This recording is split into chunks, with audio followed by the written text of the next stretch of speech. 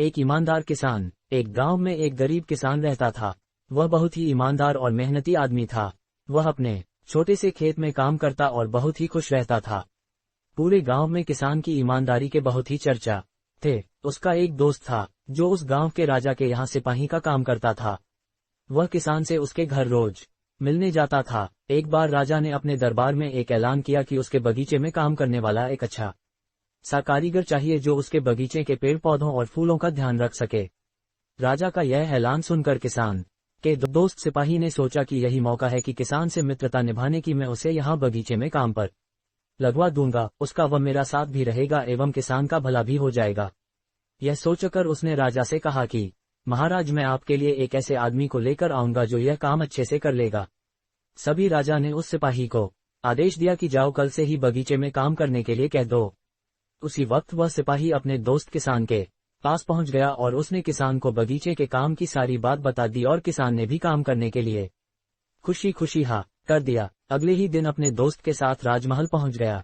सिपाही उसे राजा के सामने लेकर गया और राजा ने उस किसान को बगीचे की पूरी देखभाल का काम सौंप दिया। राजा ने कहा, तुम अगर पूरी ईमानदारी के साथ काम करोगे तो तुम्हें 50 सोने की मुद्राएं हर महीने दूंगा। किसान खुशी खुशी बगीचे में काम करने के लिए हाँ कर देता है और वह उसी वक्त बगीचे में काम करने लगा। किसान बगीचे में बहुत दिल लगाकर काम करता था। कुछ दिन बीत गए। किसान ने बगीचे को बहुत सुंदर व हरा भरा बना दिया। राजा को उसका काम बहुत पसंद आया। एक दिन की किसान बगीचे में कुछ खुदाई कर रहा था तो उसने जमीन के नीचे कुछ महसूस किया। तो उसने खुदाई की तो देखा वहां नीचे एक बड़ी सी संदूक थी। किसान ने वह संदूक बाहर निकाला और खोला तो क्या देखा, वह सोने और चांदी से भरी हुई थी। यह देखकर किसान बहुत खुश हुआ और अपनी ईमानदारी दिखाते हुए राजा के पास पहुंचा।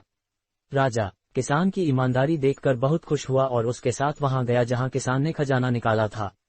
राजा ने देखा तो कहा, यह खजाना तो हमारे पुरखों का है, हम कई वर्षों से इसे खोज रहे थे।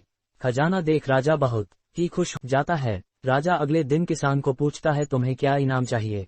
किसान बोला, मालिक मुझे कुछ नहीं चाहिए, मेरे पास जो भी है मैं उसी में खुश हूँ। राजा उसकी इतनी अच्छी बात सुनकर और खुश हो गया और उसने किसान को अपना मंत्री बनाने का फैसला किया।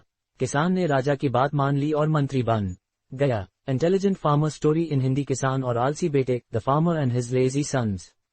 गरीब किसान की कहानी इन हिंदी। बहुत समय पहले एक गांव में एक किसान रहता था।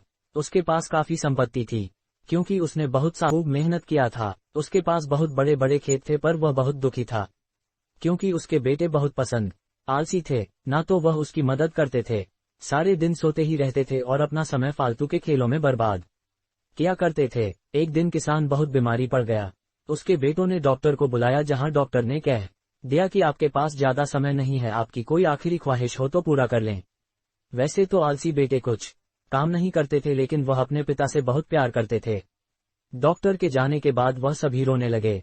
अपने बेटों को दुखी देखकर किसान का दिल पिघल गया और कहा, चिंता मत करो बच्चों, मैं स्वर्ग से तुम्हारी रक्षा करूंगा और जिससे कि तुम कभी भूखे ना रहो। मैंने खेत में सारा धन गाड़ दिया है, जब वह तुम्हें मिले तो तुम लोग बाजार जाकर उसे बेच देना, वह तुम्हारे जिंदगी भर के लिए काम आएगी। कुछ ही समय के बाद किसान की मौत हो गई। कुछ दिन तक दुखी बेटे दुख के मारे कोई काम नहीं कर पाए, पर फिर उन्हें लगा भोजन के लिए कुछ तो करना पड़ेगा। बेटों ने खेतों में खुदाई शुरू कर दी पर वहां उन्हें कुछ ना मिला। उनके पिताजी के दोस्त ने कहा, आखिर तुमने खेत जोत ही दिया है तो क्यों ना बीज भी डाल दो।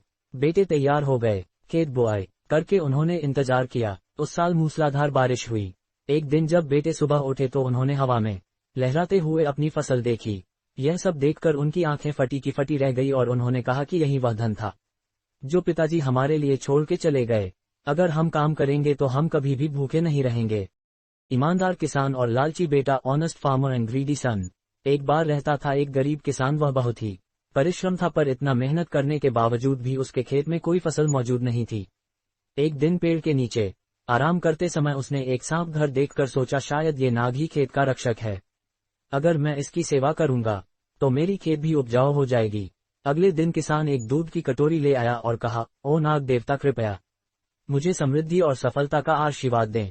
सांप ने सारा दूध पिया और एक सोने का सिक्का उसके लिए छोड़ा। सोने का सिक्का, तो यह सच है, यह नाग देवा मेरे लिए शुभ है। धन्यवाद ओ नाग देवता। इसी प्रकार कई दिनों तक चलता रहा। एक दिन किसान को काम के लिए शहर जाना पड़ा। उसने अपने बेटे को बोला, बेटा हर रोज नाग देवता को दूध देना नहीं भूलना। किसान के निकलने के बाद बेटा सांप को दूध देने लगा तो सांप ने रोज की तरह एक सोने का सिक्का दिया। बेटा सोचा हर रोज एक सोने का सिक्का कम है, मुझे सारे एक साथ ही चाहिए, कल मैं सांप को मार के सारे सिक्के निकाल लूंगा। अगले दिन दूध पीते समय किसान के बेटे ने सांप को लकड़ी से मारने की कोशिश की। सांप तो बच निकला परंतु उसने सांप को डस लिया। जब किसान वापस आया तो उसे इस घटना का पता चला और वह दुखी हो गया। किसान के बेटे को उसकी लालच की सजा मिल गई। हम आशा करते हैं हमारे द्वारा दी गई गरीब किसान की कहानी आपको जरूर मजा आया होगा।